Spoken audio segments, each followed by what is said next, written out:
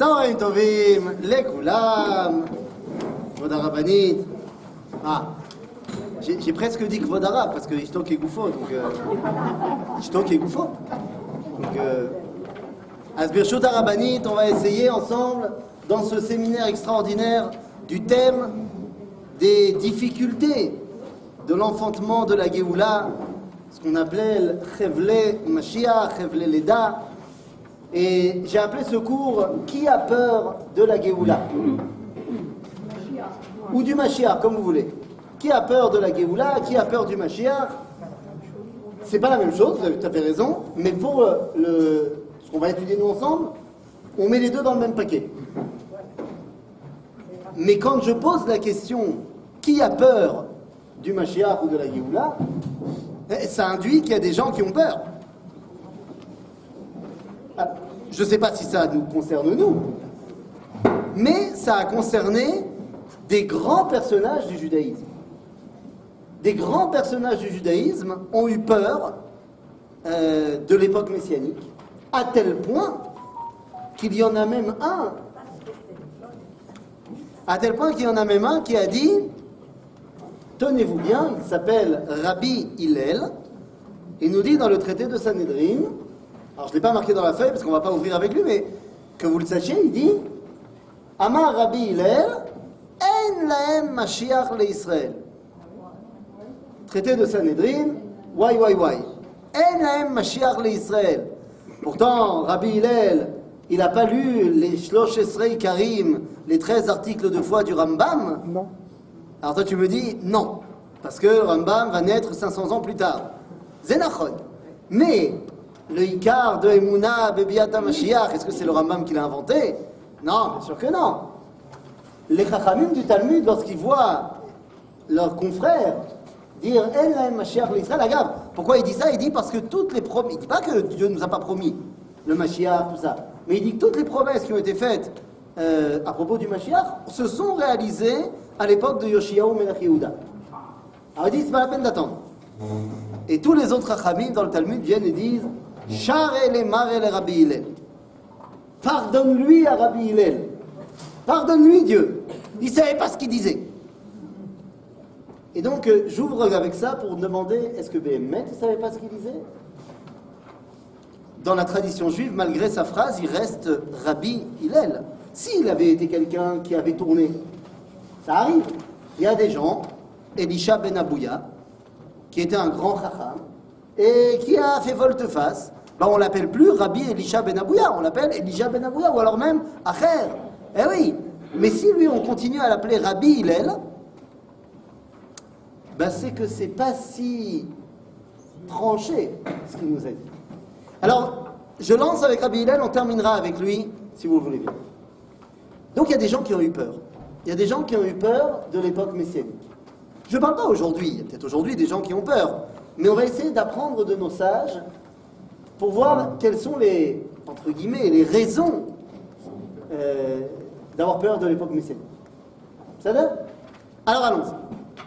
Je commence avec la source numéro 2, parce que c'est très logique. D'accord? Dans la source numéro 2, donc, c'est une Gemara, dans le traité de Sanhedrin, à la page 98. Si vous regardez bien dans la feuille, il y a 1, 2, 3, 4, voilà, 4 sources qui sont la même source. Sanhedrin, Tzadikret, Amoudbet. C'est-à-dire qu'en fait, j'ai pris toute cette page du Talmud, et c'est autour d'elle qu'on va essayer de comprendre notre analyse. Cette page du Talmud fait partie d'un complexe qui s'appelle Perek Relek, qui est la dernière partie du traité de Sanhedrin, qui nous parle de Olam Haba, Yemot HaMashiach, Kol Israël, Yishlaim Chelek le Olam Haba, et ainsi de suite. Et donc là-bas, on va avoir un Chacham, un très grand Chacham, qui est parmi les plus grands des Amoraïm. Donc les Amoraïm, venez, on resitue 2 secondes en termes d'époque. C'est quand les Amoraïm, entre les années... Non, on n'a pas? Alors venez, on va faire très simple. On va faire très simple, très très vite. D'accord? En 2 minutes, je vous fais toute l'historique des rabbins. Alors on va faire très vite. Et je donne des chiffres approximatifs, d'accord? Ne me cherchez pas exactement la virgule. De manière très approximative, en plus ou moins 500, s'arrête la prophétie. D'accord? Officiellement. Pendant 200 ans, on vit avec ce qu'on appelle Anshe Knesset Agedola, qui sont officiellement Anshe Knesset Agedola, officieusement encore un peu des prophètes. D'accord? Dans les années moins 300, moins 330, c'est la fin de Anshe Knesset Agedola. On commence une période de près de 300 ans de ce qu'on va appeler les Zugot. Donc on a dit de moins 500 à moins 300 Anshe Knesset Agedola. Encore une fois, c'est approximatif, c'est pas exact. De moins 300 à 0, c'est la période des Zugot. Et nous avons des couples de rabbins qui sont à la tête du peuple juif. Le dernier Zoug, c'est Hillel et Shammai. D'accord? À partir de ce moment-là, commence, pour 200 ans, la période des Tanaïm. D'accord? Ce sont les Chachamim qu'on va retrouver principalement dans la Mishnah. Donc de 0 à peu près 200, ça se termine avec Rabbi Yehuda Anassi. D'accord? Pardon? Qui a compilé la Mishnah, exactement. Ensuite, commence donc la période des Amoraïm, qui s'étend sur à peu près 300 ans, 350 ans. D'accord? Donc ça, c'est la période du Talmud, Talmud Yerushalmi pendant 150 ans, et en parallèle, Talmud Bavli sur 350 ans. Ça nous amène jusqu'à peu près en 550, 600. À ce moment-là, il y a une centaine d'années, 150 ans, d'une période assez obscure pour le judaïsme. Pas grand-chose n'est écrit, on ne connaît pas vraiment les noms des Chachamim, on appelle ça la période des Savoraïm, les samouraïs du peuple juif. Rien à voir avec les samouraïs, bien sûr. Ensuite, dans la période de 300 ans, qui est de 700 à 1000 à peu près, la période des Géonim. De 1000 à 1500, les Rishonim, ce qui est assez... ça montre l'humour juif. C'est après Anshe Knesset Agedola, les Zugot, les Tanaïm, les Amoraïm, les Savoraïm, les Géonim, les Rishonim, les premiers. Tu vois pas l'humour juif. Donc de 1000 à 1500, les Rishonim, et de 1500 à 2 jours, les Acharonim. Ok? Il y en a qui disent que depuis une centaine d'années, on parle de Achroné Achronim, les derniers des derniers. Top, nous. C'est-à-dire les derniers des Mohicans. Donc, là, nous revenons dans la période des Amoraïm. Donc, on est sur du l'an 300-400.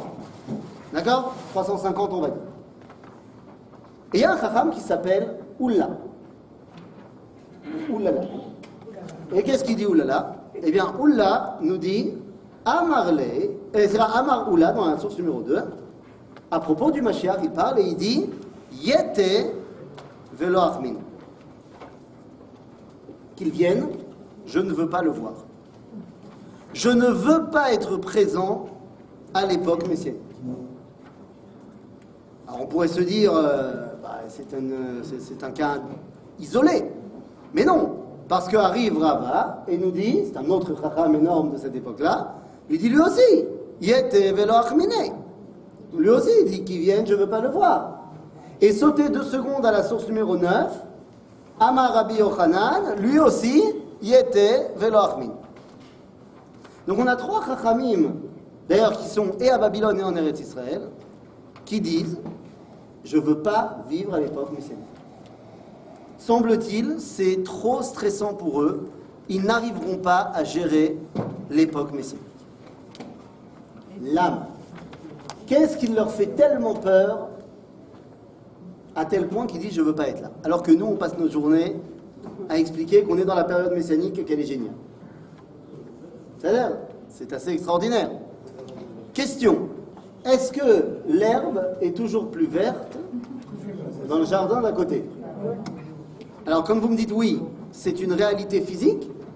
Non, je pose la question au niveau véritable, au niveau scientifique. Non, sûrement pas. Non, c'est subjectif. C'est subjectif, tu dis. Alors, scientifiquement, c'est vrai. Scientifiquement, c'est vrai que l'herbe est toujours plus verte dans le jardin du voisin.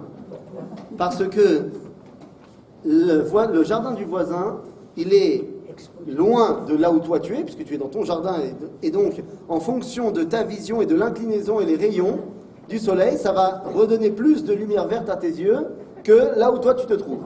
Donc scientifiquement, oui, l'herbe du voisin a toujours l'air plus verte. Mais, de manière plus générale, quand on voit les choses de loin, eh bien, on les voit avec... on arrive à analyser les choses. Quand on est dans l'événement, on n'arrive pas à analyser la chose. Et j'ai envie de dire, des fois, heureusement. Et ça, on verra tout à l'heure. Mais semble-t-il que heureusement qu'on ne soit pas conscient des dangers de notre époque, la tov et la ra, pour le meilleur et pour le pire. Alors maintenant, on va essayer de comprendre pourquoi ils ont peur, nos chachamim, de l'époque messianique.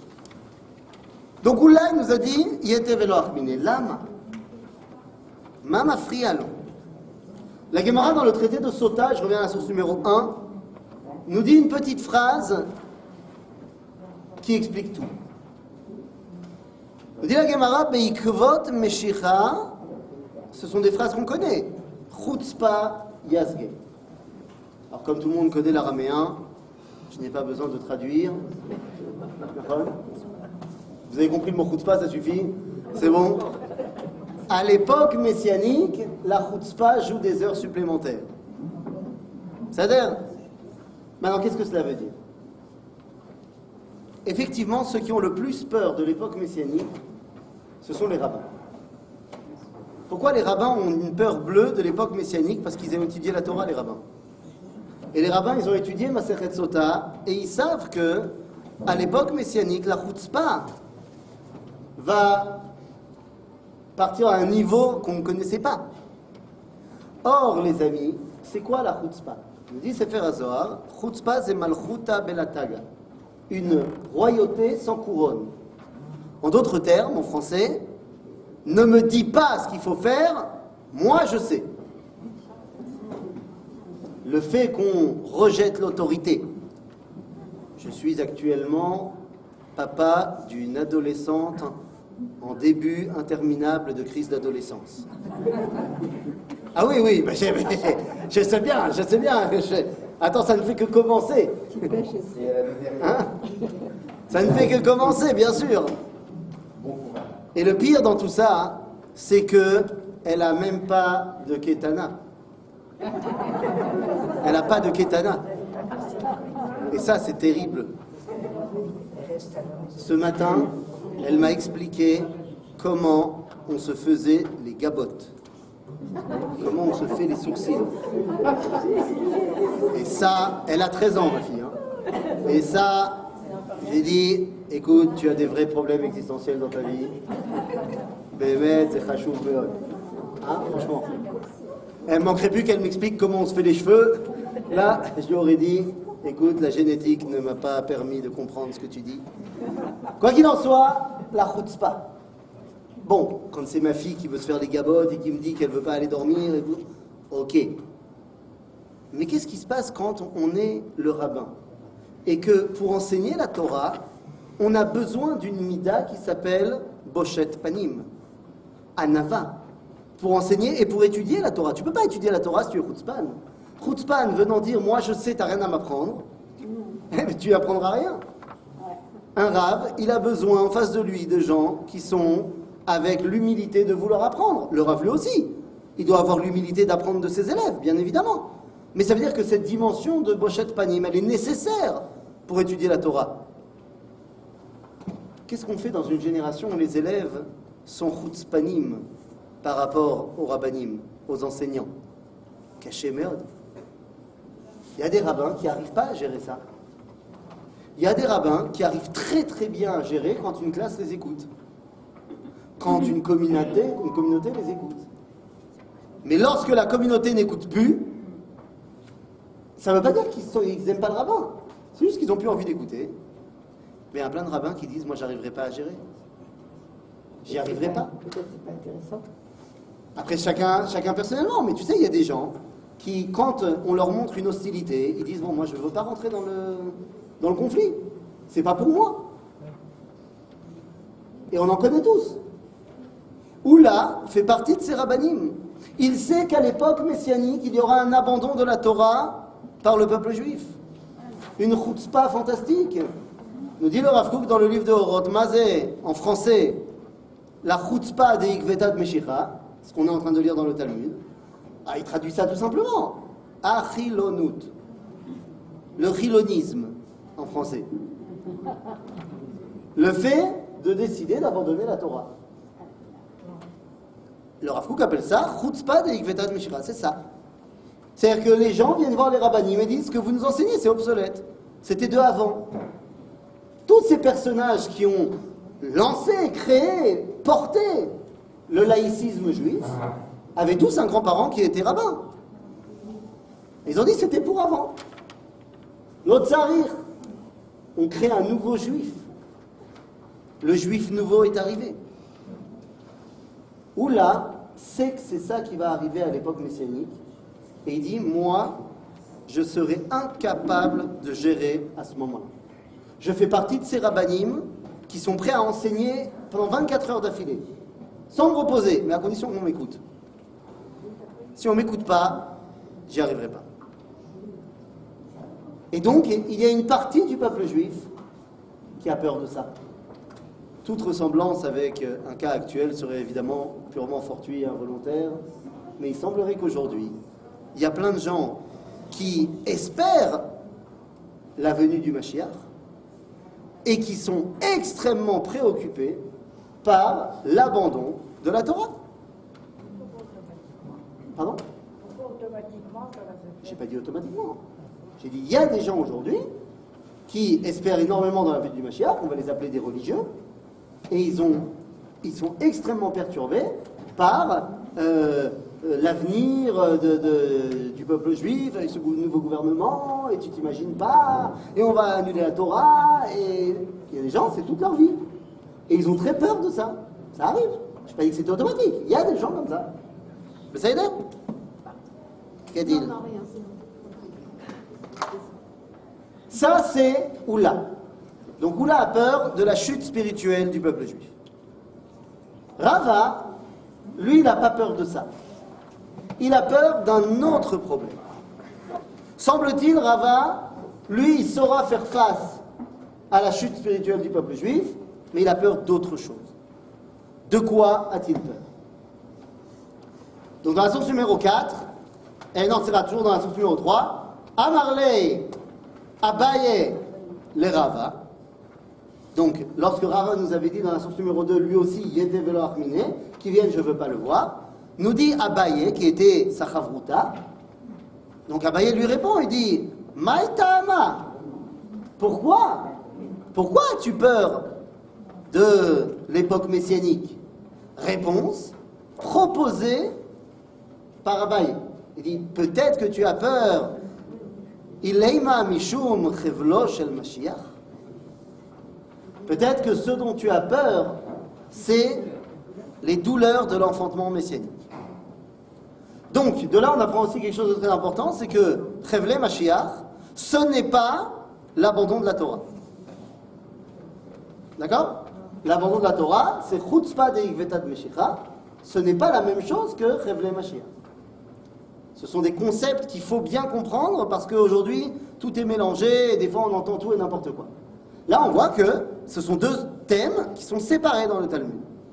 Donc, il a peur de ce qu'on appelle Chevle Mashiach. Aval Mazé. Mazé Chevle Mashiach. Les douleurs de l'enfantement messianique.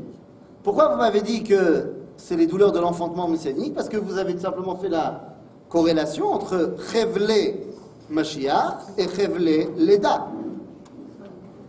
Donc, il y a des douleurs dues à l'enfantement dans la vie. Quand la péridurale, elle ne marche pas. Ou avant qu'on invente la péridurale. À l'époque du Talmud, il n'y avait pas la péridurale. C'est-à-dire, donc il y a des douleurs relatives à l'enfantement messianique.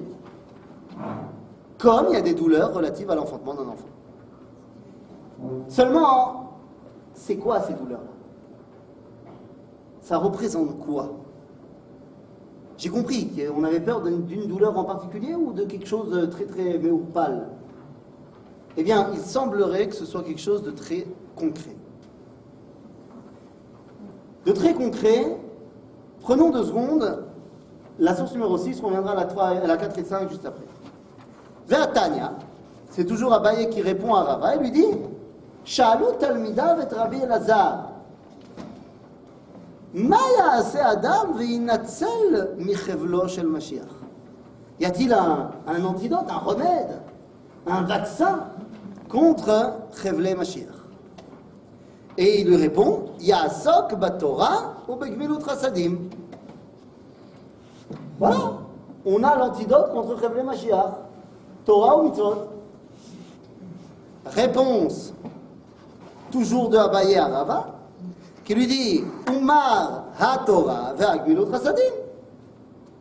Et toi, tu as la Torah et les gmilut chasadim. Donc de quoi t'as peur? C'est ça? Amar le, répond Rava à Abaye. Il lui dit c'est bien ce que tu dis, mais ça ne marche pas. Je ne suis pas d'accord avec ce que nous a enseigné Rabbi Elazar. C'est vrai qu'il faut Torah ou Chassadim, mais ça ne suffit pas pour nous protéger de Chevlo Shel Mashiach. L'âme alors, Shema Yigrom Achet. J'ai peur que la faute ne m'en soit tenue rigueur. La faute. Quelle faute? Quelle faute? Bah, il a oublié de faire le Birkat Amazon. Deux? Si c'est Adam Arishon, c'est l'offert. Ben non, on ne peut pas me reprocher à moi et me condamner moi sur une faute que Adam Arishon a faite. Puisqu'on parle de l'Einatzel, Michevlo Shel Mashiach, donc ça dépend de moi. Alors c'est quoi cette faute? Explorateur. Les explorateurs? Quoi? Rava, il était dans les explorateurs? Non, mais je veux dire, peut-être qu'il continue La même faute que les explorateurs. Il continue la même faute, et toi tu dis? La haine gratuite. De la haine gratuite. Non, le fait de ne pas y croire. Le fait de ne pas croire à quoi? Ah, de ne pas croire à l'événement messianique. Là c'est un peu bizarre, parce que il dit, pourquoi tu veux pas le Mashiach? Parce que j'ai peur, parce que je ne crois pas au Mashiach. Ça va pas. Ça va pas. Mais je voulais que ce soit toi qui le dise. Aznou, venez, on va lui demander, il va nous dire. Shema Yigrom Achet, nous dit-il. Top, alors c'est quoi cette règle? Que des Rabbi Yaakov Bar Idi, tel que nous l'enseigne Rabbi Yaakov Bar Idi, Rami Ketiv, il est écrit dans le livre de Bereshit, Hine Anochi Immecha Ushmarticha Bechol Asher Telech. Lorsque Yaakov s'en va à Haran, Dieu se révèle à lui et lui dit je serai avec toi et je te garderai partout où tu iras. Toi, d'un autre côté, Uktiv, et il est marqué également dans le livre de Bereshit, mais cette fois dans la paracha de Vaishlach, donc après que Yaakov soit parti à Haran chez son oncle Lavan, et qu'il revienne. À ce moment-là, vous connaissez l'histoire, il y a la rencontre avec Esav qui se prépare, et là on nous dit Vayira Yaakov me'od vayetzer lo shaya mityare shema yigrom achet. Il dit, dans le verset de Vaishlach, on nous dit que Yaakov a peur de la rencontre avec Esav. Et on se dit, mais pourquoi tu as peur? Tu as reçu une promesse de Dieu qu'il te garderait partout où tu iras. Alors pourquoi tu as peur? Nous dit le Talmud, Yaakov a eu peur de la même chose que Rava. Shema Yigrom Achet. Que Yaakov Avinu aurait fait une faute. Et là je repose ma question, c'est quoi la faute de Yaakov Avinu? D'autant plus, les amis, que lorsqu'on regarde la paracha de Vaishlach, lorsqu'il envoie des émissaires devant son frère, il dit aux émissaires, dis-lui, Im Lavan Gardi, et Rashi nous dit, c'est quoi Im Lavan Gardi? Tariag mitzvot shamarti. J'ai respecté les 613 mitzvot. Bon, évidemment que c'est à la sauce de Yaakov. Il n'a pas fait les 613 mitzvot comme nous, on fait les 613 mitzvot. Vous savez comment Yaakov Avinu mettait les tefilines, par exemple? Comment Yaakov mettait les tefilines? Il avait des lanières et tout, machin. Mettez sur un rachis. Selon Rashi ou Rabbi Moutam? Comment il faisait les tefilines? Ah, ben le même Rashi nous explique les tefilines de Yaakov. Si jamais vous avez des jeunes adolescents pendant l'heure de la tefila, moi j'ai eu comme ça une fois.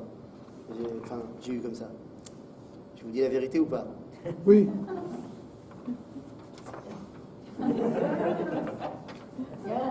C'est moi avec Machavruta, on a dit, viens, on va embêter notre Rav quand on était en Shiur Aleph à la Yeshiva. On a lu Rashi dans la paracha, et on a dit, viens, on va embêter le Rav. Alors, très bien. Dans Mashirva, en Shiur Aleph, on avait une fâcheuse tendance à ne pas arriver toujours à l'heure le matin. Alors, pas moi, évidemment. Moi, j'arrivais à l'heure. Mais d'autres.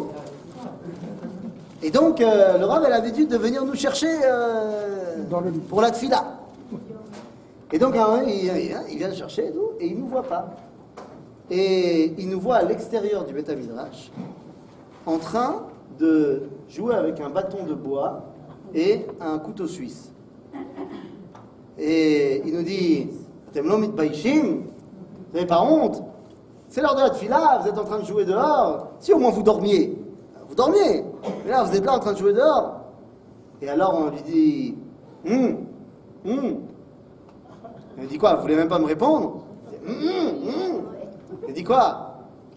Et alors, je lui dis, on ne peut pas parler entre tfilin shel yad et tfilin shel rosh. On ne peut pas parler entre le moment où on met les tfilines du bras, et les tfilines, du bras et de la tête. Et là, il a compris ce qu'on faisait, il a rigolé, il nous a dit Atem chutzpanim meod, ezet tzadikim shekmotrem. Eh bien, on restera très tard ensemble au Beth Midrash ce soir pour étudier ensemble. Parce qu'en fait, hein? C'est mamash chutzpah yazge. Rashi nous dit, vous savez l'épisode où Yaakov, pour faire s'accoupler ce troupeau, il prenait les bâtons de bois et il faisait des entailles dans les bâtons de bois. Et ensuite, il les mettait dans les abreuvoirs et c'est ça qui les mettait en chaleur et que ça donnait des moutons et des brebis comme il fallait. Et Rashi nous dit, Ze anachat tfilin shel Yaakov Avinu. Donc on a dit, nous on est en train de faire les tfilin. Nous Rabotai, Tariag mitzvot shamarti. Donc s'il a fait les 613 mitzvot, bon, pas de problème. Il est resté trop longtemps. Donc c'est pas une avéra. Et c'est ça qu'il faut bien comprendre. Shema yigrom achet. Pas Shema ani avor avera.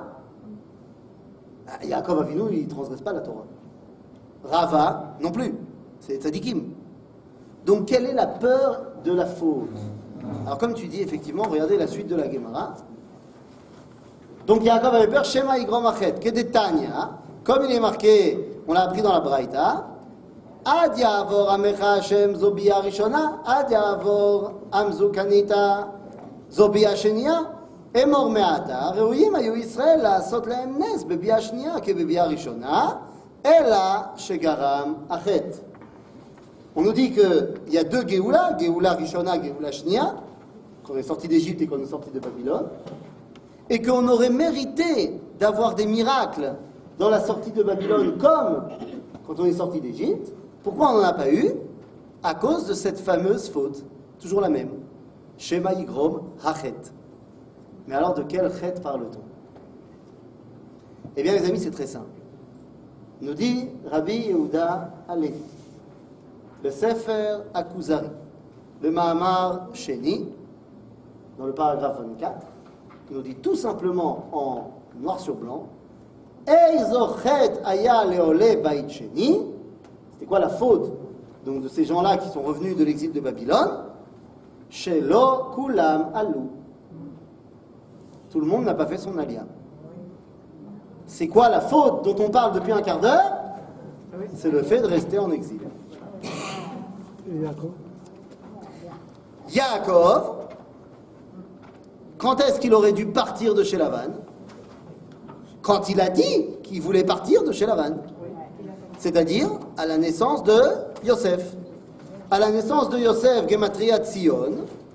Yosef, c'est la Gematria du mot Tzion. Yosef est né, le sionisme est né, on peut y aller. Il dit à Lavan, je pars. Et finalement, il reste encore 6 ans. Et donc, il faut bien comprendre une chose. Vous savez, on a l'habitude de dire, que Esav, par rapport à Yaakov, il avait un srout que Yaakov n'avait pas. Et voilà, on a l'habitude d'entendre Kibud Avael. C'est vrai que Esav était Mechabed Abba Veima. Mais on ne peut pas dire que c'est un srout en plus de Yaakov. Parce que le fait qu'Yaakov soit à Haran, c'est l'ordre de Abba Veima. Donc le fait d'être à Haran, c'est Kibud Avael pour Yaakov. Donc il ne manque pas de Kibud Avael. C'est vrai que bon, c'est un Kibud Avael en zoom. C'est pas un Kibud Avael pour de vrai. Mais on ne peut pas dire qu'il est fait contre la volonté de ses parents. Par contre, il y a oui un mérite que Esav a que lui n'a pas. C'est Yeshivat Eretz Israël. Que Esav était en Eretz Israël et que lui non. Alors évidemment, quand il n'avait pas le choix, il n'avait pas le choix, mais il a dit qu'il partait, pourquoi il ne part pas? Il a fait du business. C'est pas interdit. Mais Yaakov a peur à cause de ça. Ah, shnia, rabotai. On est en train de parler de Yaakov Avinu. Stam Yaakov Avinu, il a envie de faire du business. Stam Yaakov Avinu, il veut faire son alia, mais pas s'il ne peut pas se payer un 3 étages au centre de Baka. Moi, si c'est pour avoir un appartement 2e étage sans ascenseur, je ne viens pas. Des choses purement théoriques, hein, on n'entend jamais ça, évidemment. Non, Yaakov Avinu, il n'est pas comme ça. Il n'est pas comme ça. C'est quoi le kesef, le business que nous fait Yaakov? Enfin, vous le savez, il a récupéré des troupeaux. À l'époque, on ne payait pas en dollars, on payait en troupeaux. Donc Yaakov, il a des troupeaux. Bon, combien?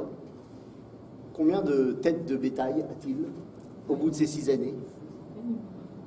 Bon, c'est pas marqué dans la Torah, mais le Zohar nous explique qu'il avait 600 000 bétails.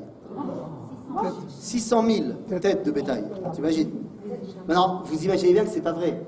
C'est pas le vrai chiffre. C'est pas possible. Shishim Ribo. Shishim Ribo. Quoi? 600 000. Oui? Ah, c'est plus facile si je dis en Ribo? Non, il y a peut-être un rapport. Avec Isha et Ribo? Non, Shishim Ribo. Évidemment. Évidemment. C'est évident que c'est pas le chiffre concret. Il y en avait beaucoup moins. Mais la Torah veut voir en le troupeau de Yaakov les âmes d'Israël. 600 000, c'est le chiffre typologique du peuple juif. Donc, Agav, il y avait combien de juifs à la création de l'État d'Israël en Israël? 600 000. Nous? Non, la Torah, elle dit que 600 000, c'est que des hommes âgés de plus de 20 ans. Or, en 1948, il y avait 600 000, tout le monde, hommes, femmes et enfants. Ah, ça marche pas, les sionistes, ils n'ont pas raison. Ils sont égalitaires. Hein? Ils sont égalitaires. Non, parce que moi je veux que ce soit le Pia Toire. Qu'à cela ne tienne, en 1967, on a conquis Jérusalem quand on était 600 000 hommes âgés de plus de 20 ans. Ah, c'est il a fallu attendre la guerre des 6 jours. Nous, Koltov. Quoi qu'il en soit, alors Yaakov Avinu, il est en train de vouloir ramasser les neshamot du peuple juif. Agav, c'est pas seulement une blague, c'est du vrai du vrai. Est-ce que vous connaissez le musicien Moussa Berlin?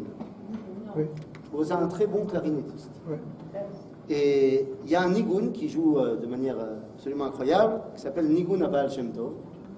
Et un jour, on lui a demandé d'où il sort ce nigun.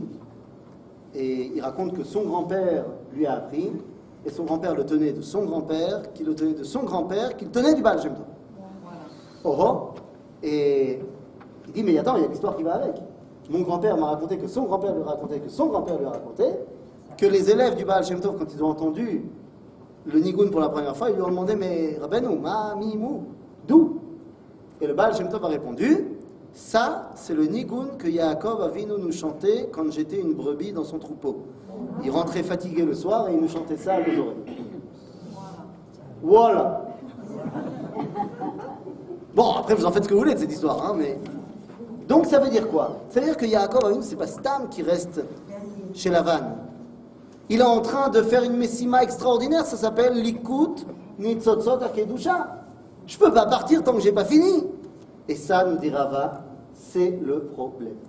Moi aussi, j'ai peur de l'époque messianique, parce que je sais qu'à l'époque messianique, si on part pas, il y aura Revle Mashiach, je sais toujours pas ce que c'est, on va voir dans 2 secondes, mais je sais que pour m'en sortir de Revle Mashiach, il faut que je sois pas là-bas. Et j'ai peur parce que je sais que je serai là-bas. Comme Yaakov. Parce que je pense qu'il y aura toujours quelque chose à faire, encore un travail à faire. Non, tu ne peux pas partir, il y a encore une âme juive qui est en exil, il faut la sauver, tu ne peux quand même pas les abandonner. Et on connaît aujourd'hui des rabbinim comme ça. Des vrais rabbinim honnêtes, quoi, qui te disent, au-delà du fait qu'ils ne savent pas comment ils arriveraient à vivre en Israël, c'est un autre débat. Mais ils te disent vraiment, ils ont une conscience très profonde pour leur communauté. Ils disent, bah, si je pars, qui c'est qui va? C'est un faux... c'est une fausse raison, mais c'est une raison. Et Rava, il te dit, moi je suis comme ça. J'ai peur de ça. Mais, d'accord, donc tu as peur de ne pas partir, et alors? Eh bien, Rava nous dit, moi je sais que quand on reste en exil, quand il ne faut plus rester en exil, Yesh Revle Mashiach. C'est quoi cette douleur de l'enfantement du Mashiach? Comprenez-moi bien, les guerres que nous vivons aujourd'hui, ça n'est pas Revle Mashiach. La malo, parce qu'on a dit Revle, ce sont les douleurs d'enfantement. D'accord? Donc ça veut dire qu'il y a des douleurs et juste après, il y a un bébé qui est né. Vous me suivez dans le raisonnement? Donc ça veut dire qu'il y a une différence entre un bébé qui naît et les douleurs parce que le bébé il a appris à marcher, au début il a fait du vélo pour la première fois, il est tombé, il s'est ouvert le genou. Ça fait mal de s'ouvrir le genou, il a pleuré, oh là là, il a pleuré pendant au moins 7 minutes. Ça c'est beaucoup. Mais une fois qu'il y a eu le bisou magique, tout allait mieux. Le seul problème c'est que j'avais plus de pansement à ce moment-là. Et ça tu sais bien que c'est le pansement qui guérit. C'est-à-dire, Bekitso, tu comprends que l'enfantement de quelque chose, c'est quelque chose de concret. Or, dans la mesure où aujourd'hui le bébé est déjà né, il peut y avoir des entorses de la cheville. Mais le fait que nous-mêmes on conteste notre domination entre guillemets sur une partie de la terre qui est revendiquée par d'autres, peut-être c'est ça qui fait que la naissance... Très bonne question, très bonne question, tu dis... que finalement la naissance n'est pas encore... Tu dis, non, mais en fait, on rejette notre propre naissance, donc peut-être que c'est pas une vraie naissance. Sheila, si il y a 2 personnes qui se présentent à l'hôpital en insuffisance respiratoire due au corona, et que l'une des 2 personnes, c'est un Racha Merusha, Mamash Racha la Mehadrin, un ancien nazi qui a servi dans les camps, et de l'autre côté, un singe. Les 2 sont en insuffisance respiratoire, et il n'y a qu'une seule machine. Qui on branche? On branche l'homme, bien sûr. Même si c'est un pourri de chez pourri. Pourquoi? Parce que c'est un homme. Et il peut dire qu'il n'en est pas un, ou il peut se comporter pas comme un, il n'en reste pas moins un homme. Sgulata Adam, tu ne peux pas l'enlever, même si tu travailles très dur. C'est-à-dire, de la même façon, Am Israël, qui est revenu sur sa terre et qui a ressuscité au niveau national, il est là. Même s'il décide de tout faire pour ne pas être là, il est quand même là. C'est-à-dire, donc tu as aussi aujourd'hui des adolescents qui remettent en cause leur identité. Mais tu peux remettre en cause jusqu'à demain, tu restes quand même Michelanou. Même si tu remets en cause. Bezrat Hashem, quand tu deviendras un peu plus adulte, tu comprendras qui tu es. Comme disait Mufasa à son fils Simba dans Le Roi Lion, Zatzan. Bekitsour, vous comprenez bien de quoi on parle. Chevle Mashiach, les douleurs avant l'enfantement du bébé, ben maintenant on sait ce que c'était. C'était la Shoah. La Shoah, c'était des douleurs plus terribles qu'on n'a jamais vécues. Et après, il y a eu un bébé qui est sorti. Est-ce que cela veut dire que la Shoah était nécessaire pour qu'il y ait le bébé? Absolument pas. Absolument pas. La péridurale, ça existe. C'est-à-dire que tu n'es pas obligé de passer par des douleurs terribles. Je vous rappelle que l'État d'Israël est une promesse des prophètes, la Shoah, non. Et je vous rappelle également qu'il y a plusieurs fois dans l'histoire où on a été confronté à l'opportunité, la possibilité de soit être sauvé, soit ne pas être sauvé d'une Shoah. Et malheureusement, là, il y a 70 ans, on s'en est pas sorti, mais les fois précédentes, on s'en est sorti. Que ce soit à l'époque où Lavan essaie de poursuivre Yaakov pour le massacrer, finalement on s'en sort. Yaakov face à Esav, finalement on s'en sort. Am Israël qui sort d'Égypte, qui est attaqué par Amalek, finalement on s'en sort. et Am Israël qui est en train de sortir de l'exil de Babylone, qui est rattrapé par Aman et Purim, et finalement on s'en sort. Malheureusement, dans notre génération, on s'en est pas sorti. Donc aujourd'hui, on peut rétrospectivement nous dire, alors je sais ce que c'était Rêve le Mashiach, puisque c'était Rava a peur de la Shoah. Il dit, mais je connais l'antidote pour ne pas être touché par la Shoah. C'est pas Torah ou mitzvot. Je pense que là, les choses sont assez claires. Je veux dire, j'en connais pas mal, des gens qui étaient Shomri Torah ou mitzvot et qui sont quand même morts dans la Shoah. Ah oui. Donc c'est pas ça du tout qui va faire en sorte que tu es protégé ou pas. Par contre, nous dit Rava, c'est quoi la protection? Si tu es là ou si tu n'es pas là. Si tu es là, ça passe. Tu ne seras pas touché. Et nous dit Rava, mais moi j'arriverai pas à être là. J'arriverai pas à être là parce que je verrai encore des choses à faire dans ma communauté. Évidemment, encore une fois, toute ressemblance avec des cas actuels serait purement fortuit, involontaire ou pas. Mais c'est de cela qu'on est en train de parler. Voir le cours d'hier. Hein? Voilà, on va dire. On ne peut pas le voir parce que c'était Shabbat et il est enregistré. Pardon? Attends, tu crois quoi? On n'a pas fini le cours. Les athlètes. Agav, c'est ce qui est marqué noir sur blanc dans le livre de Daniel. Dans la source numéro 4, nous dit Daniel, Ba'et ha'i ya'amod Michael asar hagadol ha'omed al bnei amecha va'ayta et tzara asher lo niyeta miyod goy ad hayom hazeh. Dit Daniel, il y aura un temps, il y aura un drame tel qu'il n'y en a jamais eu. Nous on connaît aujourd'hui. Sauf que Ishayahu répond à cela en nous disant Ve'aya an-nishar betzion ve'anotar b'Yerushalayim kadosh ya'amer lo kol ha'katuv lechayim b'Yerushalayim. Mishehu b'Yerushalayim betzion ou katuv lechayim. Et effectivement, rappelez-vous que lorsque la Africa Corps, dirigée par le général Rommel, était en route vers Eretz Israël, il y avait une peur terrible dans le Yishuv que les 400 000 juifs d'Eretz Israël soient massacrés également. Mais Baruch Hashem, il a été arrêté à El Alamein et le Yishuv a été sauvé. C'est ça? Donc on a dit, Oula, il a peur de la chute spirituelle. Rava, il a peur de la Shoah. Mais il y a également Rabbi Yochanan. Rabbi Yochanan, il ne peut pas avoir peur ni l'un, ni de l'un, ni de l'autre. La chute spirituelle, il connaît. Je vous rappelle que Rabbi Yochanan, sa chavruta, c'est Resh Lakish, qui n'était autre que le plus grand brigand, voleur de sa génération, et il a réussi à lui faire tchouva. Donc autant te dire que l'abandon de la Torah, Rabbi Yochanan, ça lui fait pas peur. Et Rabbi Yochanan, c'est le chacham d'Eretz Israël, donc il n'a pas peur non plus d'être là-bas. Alors de quoi a-t-il peur? Eh bien, nous dit Rabbi Yochanan, Amar Rabbi Yochanan, Yete velo achmine. Amar le Resh Lakish lui répond, mais pourquoi tu as peur? Maïta Ama, pourquoi tu as peur? Ileima, Oulai, peut-être que tu as peur, Mishum dirti dans le livre de Amos, Kaasher Yanus, Ish mipene Ahari, Upago Adov, Vesamach yado al akir, Venashchon nachash, Ba ve'erecha dugmato ba'olam hazeh. 9. Oui, excusez-moi, je suis revenu à la 9. Autant pour moi. Bekitsour, nous dit Rabbi Yochanan, Resh Lakish, il dit, alors toi, tu as peur de quoi? Peut-être que tu as peur de ce verset de Amos. Qu'un homme, il rentre chez lui, bon, le pauvre, hein, j'ai envie de te dire, parce que l'homme, il rentre chez lui, il a été frappé d'abord par un lion, ensuite un ours, et ensuite un serpent. Bon. Mais il est toujours vivant. Mais il est toujours vivant. D'accord. Ça va. Alors nous dit Resh Lakish, n'aie pas peur de ce verset-là. Ce verset-là, qui nous dit, que Amos nous dit que ça va arriver, l'Atid Lavo, c'est déjà là. On connaît déjà ça. Il nous dit, c'est quoi ces choses-là? Eh bien, il nous dit tout simplement, Bo averecha dugmato ba'olam hazeh. בזמן שאדם יוצא לשדה ופגע בו סנטר, דומה כמי שפגע בו ארי.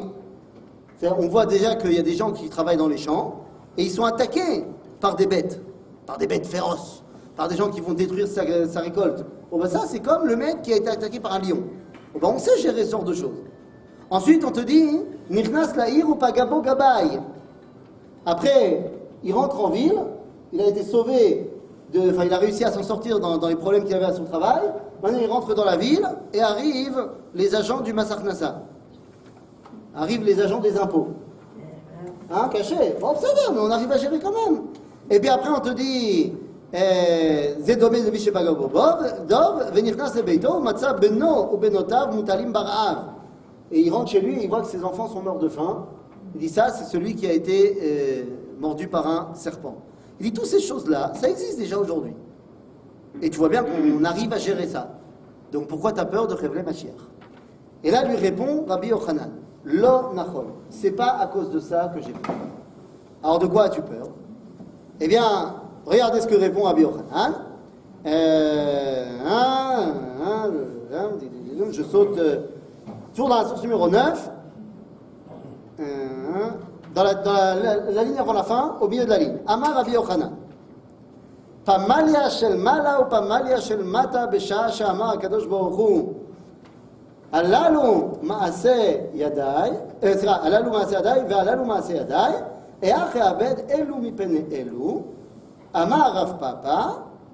Ainu de'amre inche, reit ve'nafal Torah ve'azil ve'sadelei susa be'uvia. C'est clair. Je ne sais pas si l'hébreu il était clair, alors l'araméen. Dire Rabbi Yochanan de quoi j'ai peur. Je vais te dire de quoi j'ai peur. J'ai peur de ce moment où Dieu a dit ceux-là sont mes créatures et ceux-là sont mes créatures. Hein? Mais de quoi tu parles? Ça s'est passé à l'époque de Kriyat Yam-Souf. Non. Amar Rav Papa. Et ça a été la grande découverte de mon fils. Quand je l'ai amené l'année dernière au Sioum chez la Daf Yomi, où j'ai terminé le chasse, alors je l'ai amené à un grand Sioum et tout. C'était en pleine l'année dernière, c'était déjà plus. Et à la fin, vous savez, il y a le Kaddish, quand on termine une Maseret de Gemara, et a fortiori le Talmud, c'est un Kaddish un petit peu différent de celui qu'on fait à la synagogue, et on va citer les 10 enfants de Rav Papa. En fait, on se souhaite d'avoir aussi des enfants qui soient tous Talmidei Chachamim, comme les 10 enfants de Rav Papa, qui étaient tous des rabbinim du Talmud. Et donc il entend Rami Rav Papa, Rav Papa. Voilà. Rav Papa, c'est toi. Parce que c'est moi, Rav Papa. Vous ne comprenez pas. Rav Papa nous dit, ce truc-là de Halalu Maaseh Yadai, Halalu Maaseh Yadai, c'est quoi? C'est comme ce que tout le monde sait. Il y a une fable de la fontaine avant la fontaine. Ça s'appelle le taureau et le cheval. Vous ne connaissez pas? Eh bien, Rav Papa, il te dit, tout le monde connaît. Mache Amre Inche. Ce que les gens disent, que le taureau a couru, il est tombé, il s'est blessé, et on l'a remplacé par le cheval. Ben voilà, c'est clair. Ah, j'ai traduit en français, c'est clair maintenant. Qu'est-ce que ça veut dire?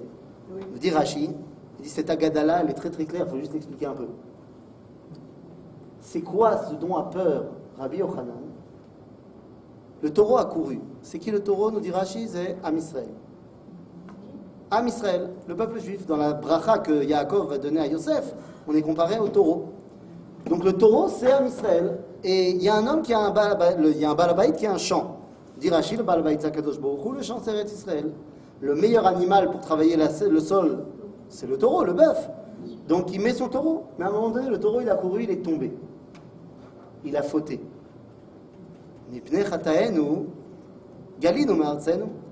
À cause de nos fautes, on a été exilés, le taureau il est tombé, il s'est foulé la cheville, il ne peut plus travailler. Donc le balabait, il le sort du sadé, parce qu'il ne peut plus bosser. Mais sauf qu'en attendant, il ne veut pas que la terre elle soit abandonnée. Donc il met un autre animal moins bien pour travailler, le cheval. Il dit Zeumot Haonam, les nations du monde. Sauf que lorsque le taureau se remet, il fait tchouva, il veut rentrer, le souci dit, le cheval il dit mais je suis chez moi, ça fait des générations que je suis là, mais mes parents ils sont nés à tout le carême déjà depuis 5 générations. Et à ce moment-là, nous dit Rashi, cachez les Baal Habayit de sortir le cheval. Parce qu'il dit Alalu Maaseh Yadai, Ve'alalu Maaseh Yadai. Parce que ceux-là sont mes créatures et ceux-là sont mes créatures. Ça nous ramène à l'Égypte. On sort d'Égypte. Il y a la Kriyat Yam-Souf. Et à ce moment-là, les anges disent mais attends, on est très très très content qu'Am Israël soit passé et que les Égyptiens soient morts dans l'eau. Et ils commencent à chanter. Et là Dieu leur dit Alalu Maaseh Yadai, Ve'alalu Maaseh Yadai. Pourquoi vous chantez? ceux-là sont mes créatures, ceux-là aussi sont mes créatures, les Égyptiens sont mes créatures, pourquoi vous chantez? Alors ils s'arrêtent de chanter. Sauf que, avant d'arriver dans l'eau, quand Am Israël est devant la mer, et que les Égyptiens arrivent, ils ont tous très peur. Arrive dans les cieux l'ange de l'Égypte et dit Ribono shel olam, slicha, temps mort, j'ai une question. Pourquoi est-ce que tu les préfères eux à nous? Alal ou Ovdei Avodah Zara, ve'alal ou gam Ovdei Avodah Zara. À l'époque, on était Avodah Zara. Et nous aussi, nous dit l'Égyptien. Il dit pourquoi tu nous préfères? Pourquoi tu les préfères eux que nous? Rabbi Yochanan, il dit, moi j'ai peur d'une chose, je sais que dans l'époque messianique, il y aura une autre identité qui prétendra être le Baal Habayit à la Haaretz. Et je sais qu'Akadosh Baruch Hu, il aura beaucoup de mal à les sortir de là, parce que c'est lui qui les a mis là. Le problème palestinien, vous avez entendu parler? Non. Voilà de quoi Rabbi Yochanan a peur. Azma aussi. Comment on règle le problème? Vous savez comment on règle le problème? Comme on l'a réglé à l'époque. C'est-à-dire, quand l'ange est rentré, l'ange de l'Égypte est rentré, il a dit pourquoi Moshe, vous vous rappelez ce qu'il a fait? Moshe, il a crié vers Dieu. Il a dit, nous, moi aussi. Et il a dit quoi, Dieu? Non, avant ça, il a dit Matitsa Kelai. Ça veut dire quoi, Matitsa Kelai? Non, non, c'est pas ça, pas prier. Matitsa Kelai, qu'est-ce que tu veux chez moi? Je ne peux pas t'aider. Pas que je peux pas, j'ai pas les forces, je suis Dieu, je fais ce que je veux. Mais moralement, je peux pas t'aider parce que maintenant ça dépend de vous. Daber el Bnei Israël ve Isaou. C'est à vous de faire pencher la balance de votre côté. C'est pas à moi. Moi je vous ai amené là. Maintenant montrez-moi que vous bossez, vous faites quelque chose. Et à ce moment-là, avant Asiachem Moshe, pour qu'il y ait Asiachem Moshe, il faut qu'on soit rentré dans l'eau déjà. Et vous vous rappelez ce qui se passe? Non. À ce moment-là, si tu te rappelles, je le sais. J'étais très jeune à l'époque. Oui, je sais bien. Ils ont construit des radeaux. Attends avant les radeaux. Il y a Am Israël qui se divise en 4 groupes. Eh oui. Eh oui. Il y en a un qui dit, nous on n'en peut plus, on veut mourir. Ça y est, on en a marre. Il y en a un autre qui dit, nous on va rentrer en Égypte, c'était mieux. Il y en a un qui dit, on va leur faire la guerre, on va les éclater. Et il y en a un qui dit, on ouvre les Téhilim. C'est-à-dire, mais Moshe il répond aux 4 en disant que les 4 ont tort.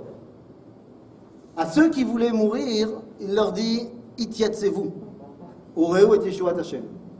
Garde à vous, personne ne saute, on se calme. À ceux qui voulaient rentrer en Égypte, il leur dit Mitzrayim asher ha'item, lo tosifu nirotam od adolam. On ne retourne pas en Égypte, point. À ceux qui voulaient se battre, il leur a dit vous n'êtes pas encore prêts, Hashem ilachem lachem. Pour ce coup-là, c'est Dieu, parce que vous n'êtes pas capable. Et à ceux qui voulaient prier, il leur a dit Ve'atem tacharishun. C'est pas le moment. Alors c'est le moment quoi alors? Si c'est pas ça, ça, ça et ça, eh bien voilà. On connaît Narshon ben Aminadav qui a fait des radeaux. Et oui, qui a fait des radeaux. C'est comme ça que j'explique en disant que j'en ai marre de l'explication du Gan. Il nous dit, c'est pas le Gan, c'est le Midrash qui nous dit que lorsque l'eau est lui arrivée ad grono, alors l'eau s'est ouverte. Bon, je veux bien, mais je n'accepte pas l'explication du Gan qui s'est mis à marcher dans l'eau. Et que des glou, glou, glou, glou, glou, et dès que ça arrivait à glou, glou, et ben ça s'est ouvert. Non. Parce que Narshon, il a étudié la Gemara, et il sait que Ein Somchim Alanes. Et il sait qu'on n'a pas le droit de s'attendre à un miracle. Et il ne savait pas que l'eau allait s'ouvrir. Donc quand on nous dit que Narshon, c'est lui qui rentre dans l'eau pour l'ouvrir, ben, c'est ce que je dis. Il a dit à la tribu de Yehuda, bon les gars, vous prenez du bois, vous prenez des cordes. Dieu il nous a dit d'avancer, on avance, on fait des radeaux, on avance. Et quand Dieu il a vu ça, il a ouvert l'eau. Il nous a fait un kiff. Mais donc ça veut dire quoi? Ça veut dire qu'il y a un derrière. C'est quoi le derrière? C'est d'avancer. C'est d'avancer, pas shoot. Bagatz, lo bagatz, ken bagatz, lo... Vas-y, me. Alors des fois, des fois, les autorités vont dire non, c'est pas possible. Mais ça ne nous empêchera pas de réessayer. Vous croyez quoi? Vous croyez que tous les villages qui ont été, les terrains qui ont été achetés par le baron de Rothschild, par Montefiore, par des juifs, par Moshe Salomon, vous croyez que tout de suite ça a marché? Non! Les premières fois ça n'a pas marché. fallait battre la malaria, fallait assécher les marécages, ça n'a pas marché tout de suite. Alors on réessaye, c'est pas grave, on avance. Et puis des fois on fait un yishuv à Elon Moré. Premier yishuv. Vous croyez quoi? Que l'État il était d'accord? Il n'était pas d'accord. 7 fois ils les ont enlevés. Et finalement, il y a Yehuda Veshomron aujourd'hui, avec un demi-million de juifs. Faut avancer, Maman Stakliot. La réponse à Rabbi Yochanan, c'est de dire avance. La réponse à Rava, c'est de dire viens ici. Et la réponse à Oula, c'est de dire Altidal. Et il y a un 4e rabbin qui est dans l'histoire de ces 3 qui disent je ne veux pas voir l'époque messianique. Il s'appelle Rav Yosef. Et je reviens à la source numéro 2. Et Rav Yosef nous dit, Rav Yosef Amar, Yete, qu'il vienne, et moi je veux le voir. Yete ve'eski de eitiv betula de kupita de chamrei. Non seulement je veux qu'il vienne, mais je veux, et je suis prêt à m'asseoir à l'ombre des excréments de son âne. Pour te dire à quel point j'ai envie d'être là. Pourquoi il n'a pas dit j'aimerais voir? Les autres ont dit qu'il vienne, je ne veux pas le voir. Rav Yosef il dit pas j'aimerais le voir. Pour une raison très simple, Rav Yosef il est aveugle. Il ne peut pas voir. Mais il voit encore mieux. Comme il ne peut pas voir avec ses yeux, alors il voit. Et il te dit, moi je veux qu'il vienne, et je suis prêt à m'asseoir à l'ombre des excréments de son âne. Ah bah shnia. Mais c'est l'âne du Mashiach. Ça, c'est un âne? Non. Alors, non. Oui, mais non. C'est-à-dire que la notion Chamor, Chomer, c'est une connotation qui n'existe pas dans le Talmud. Le mot Chomer, il n'existe pas dans le Talmud. C'est plus tard que ça vient dans l'hébreu. Donc ici, Chamor, même si ça veut dire quelque chose comme ça, Chamor, c'est tout simplement le moyen de transport à l'époque. Donc le Chamor du Mashiach, c'est tous les processus messianiques. Ça ne se fait pas en claquement de doigts, le Mashiach. Donc il y a tout un processus. Première alia, avant, machin, Herzl. Donc tout ça, c'est Chamorosh al-Mashiach. Donc il y a un processus. Maintenant, le Chamor, quand il avance, ben, il fait des fois... Non, pas il faut le frapper. Des fois, il laisse des trucs pour le petit poussé. Il laisse des excréments. Ça arrive. Bon, mais ça va, s'il avance. Il y a une petite crotte ici, une petite crotte là, c'est pas très grave. Quand est-ce qu'on peut avoir un tas d'excréments si haut qu'on peut se mettre à l'ombre du tas d'excréments? Ça, c'est quand l'âne, il fait du surplace. Des fois, hein, dans la Géoula, tu as l'impression que ça stagne, que ça avance pas aussi vite. Tu as l'impression que ça a avancé à une vitesse lumière entre 48 et 49, après un petit peu ça stagne, et puis après c'est reparti très vite, et puis là tu as l'impression que ça stagne. Et quand ça stagne, eh bien les excréments ils grandissent, parce que c'est normal qu'un processus, il y a des choses qui sont pas bien, qui sont éjectées. Mais quand tu es toujours dans l'avancée, ben, c'est pas grave. Et donc toi tu viens et tu dis, mais regarde-moi ce har qui fait de l'ombre. Comment on dit de l'ombre en hébreu? Ah, il y a un har tzel comme ça qui fait de l'ombre. Des cachemerd. Oui, mais d'un autre côté, on a dit tout à l'heure, si on est conscient au moment de l'événement, de ce qui se passe, on n'arrive pas à gérer. Quand tu es face à la lumière du soleil, s'il n'y a pas d'ombre, tu brûles. L'ombre, ça nous enlève un peu de la luminosité, c'est vrai, mais ça nous protège aussi. Ça nous permet de continuer à avancer. Si on était conscient à chaque minute, chaque seconde de l'époque qu'on vit, mais on ne serait pas capable d'aller faire nos courses. Mais bémet, quelqu'un il t'envoie faire tes courses, c'est-à-dire la asok bechaye sha'a, alors qu'on est en train de dévoiler chaye olam du mapitom, les courses ça attendra. Ah oui, mais si les courses ça attend, tu ne dévoiles rien du tout. Donc, nous dire à Yosef, moi je connais les difficultés de l'époque messianique. Je ne suis pas en train de dire qu'il n'y aura pas les problèmes. Mais je suis en train de dire que ces problèmes-là, il faut les transformer en opportunités. Bevadaï.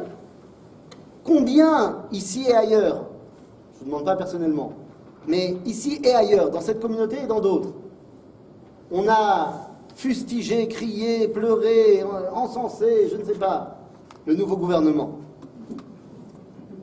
C'est-à-dire, alors Chavoula, il est là, c'est ou pas. Alors est-ce qu'on ne va pas essayer de voir comment est-ce que justement ça peut nous permettre d'avancer? Agave, des fois avancer, c'est reculer un peu. Non, parce que ça n'a pas été le choix. Ça, c'est toi qui l'as dit. Des fois, ça nous permet, ok, bah, c'était pas ce qu'on avait prévu. Nahon, C'est parce qu'on a choisi. c'est pas ce qu'on a choisi, c'est pas ce qu'on aurait voulu, c'est parce qu'on nous a trompés. Comment disait Arlette Laguillet, on vous a menti. Non, c'est pas ça. Non, mais c'est choquant quand même. Besséder, c'est choquant, c'est le Besséder. Nahon, et les prochaines élections, je saurai ce qu'il faut faire. Ok. Non, mais après on passe. Il n'est rien, mais non, on passe pas. C'est ce que je te dis. On passe pas. Pourquoi on passe Ça fait partie du processus. Alors on essaye de voir qu'est-ce qu'on va apprendre de ça. Est-ce qu'on va pas trouver, je ne sais pas moi, que pour la première fois, et je sais pas si ça va bien se passer, ça va peut-être très mal se passer. Mais je dis, viens, on va voir et on va essayer nous d'apprendre. Le fait que pour la première fois depuis 15 ans, on est obligé maintenant de se parler dans tous les bords du judaïsme, puisqu'on est tous dans le même gouvernement maintenant. On va être obligé de se parler. On va peut-être pas être d'accord du tout et ça va peut-être exploser, mais on va être obligé de se parler. Oui, il y a les Arabes aussi. Et ben il faudra pas leur parler, tu crois? Si, mais- Non. Alors peut-être que ça va pas marcher. Et peut-être que ce processus-là, ça va être un excrément. C'est-à-dire, mais tout est un processus. Et donc tout au final nous permet d'avancer, Rabotai. Et c'est pour ça que je terminerai, parce que je crois que j'ai déjà pris trop de temps. Non. Non, c'est bon? Oui. Ça fait 5 minutes. 5 minutes? Très bien. Très bien, très bien. C'est exactement ce que j'avais besoin. Et donc c'est pour ça, maintenant qu'on a compris tout ça, c'est pour ça que je reviens à mon rave qui s'appelait Rabbi Hillel. Vous vous rappelez au tout début, on a dit Rabbi Hillel, il a dit Anna Mashiach l'Israël. On a dit comment c'est possible que tu dises ça? S'il s'appelle encore Rabbi Hillel, c'est qu'il ne pense pas vraiment que... Dis le Rav Kook, dans Shmonek Vatsim, que s'il s'appelle encore Rabbi Hillel, c'est que ce qu'il dit n'est pas en contradiction avec le judaïsme. Donc il faut essayer de comprendre, mais qu'est-ce qu'il veut dire? Eh bien, nous dit le Rav Kook que Rabbi Hillel, il propose un idéal qui n'existe pas à son époque. Mais il dit, Choliot, que en laem Mashiach l'Israël, comme on a l'habitude d'attendre le Mashiach. C'est-à-dire, comme étant un bonhomme qui arrive et qui sera le sauveur et qui va faire que d'un claquement de doigts tout va bien se passer et ce sera un personnage tellement extraordinaire qu'il va réussir là où tous les autres ont échoué. Nous dit Rabbi Hillel, le Rav Kook c'est comme ça qu'il comprend Rabbi Hillel, il dit de dire que va venir un jour le Mashiach et que ça va être quelqu'un de tellement extraordinaire qu'il va faire tout d'un claquement de doigts et tout va lui réussir, c'est enfantin. Infantile. C'est infantile? Ouais. Oui, j'ai dit enfantin, mais il m'a dit infantile. J'attends les... Hein? Bernard Pivot, où es-tu? Enfantin? Bon, c'est Yaltouti, quoi, mais Kitsour. Hein, ça va comme ça? Béhémet, quand mon fils il a un problème, il attend que le vrai super-héros arrive, à savoir moi. Besséder, mais c'est Besséder quand t'es un enfant. Quand t'es un enfant, tu vois en tes parents les super-héros. Mais mamache. Oh là là, papa, comment t'as réussi à mettre ce clou? Incroyable! J'aurais fait ça un jour. J'ai pris des clous sur une planche de bois. J'ai dit, allez, est-ce que tu arrives à le rentrer avec un doigt? Il dit, ah, papa, c'est pas possible. Alors je dis, ben essaye. C'est pas possible. J'ai dit, regarde, on va faire comme ça. Toi, je t'en mets un là, moi, je m'en mets un de l'autre bout. Et on regarde si c'est possible. Allez, tu commences. C'est pas possible. J'ai dit, bon, peut-être que moi, je suis plus fort que toi. Bon, j'avais déjà fait le trou avant. Mais lui, il savait pas. Il dit, oh papa, t'es trop fort. Non, c'est bien quand un enfant il réagit comme ça. Donc nous dire Rabbi Hillel, c'est comme ça que le Rav Kook comprend. Nous bémet.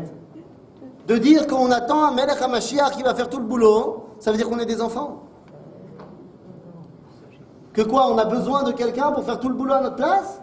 Nous dit Rabbi Hillel, en laem Mashiach kazé, les Israël. Et là, nous dit le Rav Kook, oui mais attends, tu vas pas non plus dire qu'il n'y aura pas Mashiach ben David. Je veux dire, on a vécu pendant 2000 ans d'exil sur l'espoir de Mashiach ben David, donc tu vas pas leur prendre ça. Dis non. Tu ne vas pas leur prendre ça. Il y aura Bezrat Hashem Itbarach, Mashiach ben David, Bemet, Mijou mi ben David, qui sera le roi d'Israël. Mais son rôle sera un rôle représentatif. Une sorte de reine d'Angleterre à la mode juive. C'est-à-dire un Mashiach qui sera à la tête du peuple juif, mais pas au niveau des décisions, du gouvernement. Ça, on va élire entre nous. On est des grands maintenant. Mais on aura un homme qui nous représentera aux yeux du monde, aux yeux des nations, qui va être là pour couper le ruban de l'ouverture du Beth Amikdash. Ça sera notre chef, mais de manière purement représentative. Ça nous fera du bien. On le regardera avec tendresse, avec amour, avec grandeur. Ça ne veut pas forcément dire que c'est lui qui fera tout le boulot. Dit le Rav Kook, Mitzodek, Rabbi Hillel, ou tous les autres qui ont dit Charel et Marel et Rabbi Hillel. Eh bien, nous dit le Rav Kook, Okacha. Soit, mais là, Mashiach, il y aura. Il y aura, il n'y a pas de problème. Soit on n'est pas capable de se gérer, et à ce moment-là, ça sera un personnage avec un charisme surdimensionné qui va réussir tout ce qu'il va entreprendre.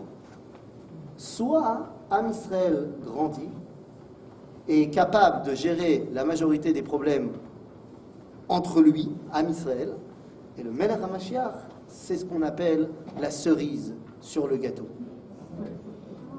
Benkar ou Benkar, notre génération est celle qui dit « Je n'ai plus le droit de me permettre d'avoir les peurs de Oula, de Rava et de Rabbi Yochanan. Je ne peux plus avoir peur de la chute spirituelle du peuple juif, elle est là. Je ne peux plus avoir peur de la Shoah, c'est passé. Et je ne peux plus avoir peur du problème palestinien, il est sur mes bras. Donc, je dois être Rav Yosef, qui est capable de voir dans le processus, même si des fois il y a des difficultés, eh bien, une opportunité pour avancer. Pour que de El Lahem Mashiach l'Israël, eh bien, ça devienne Yehi Melech HaMashiach Bimera Beyamim. Amen.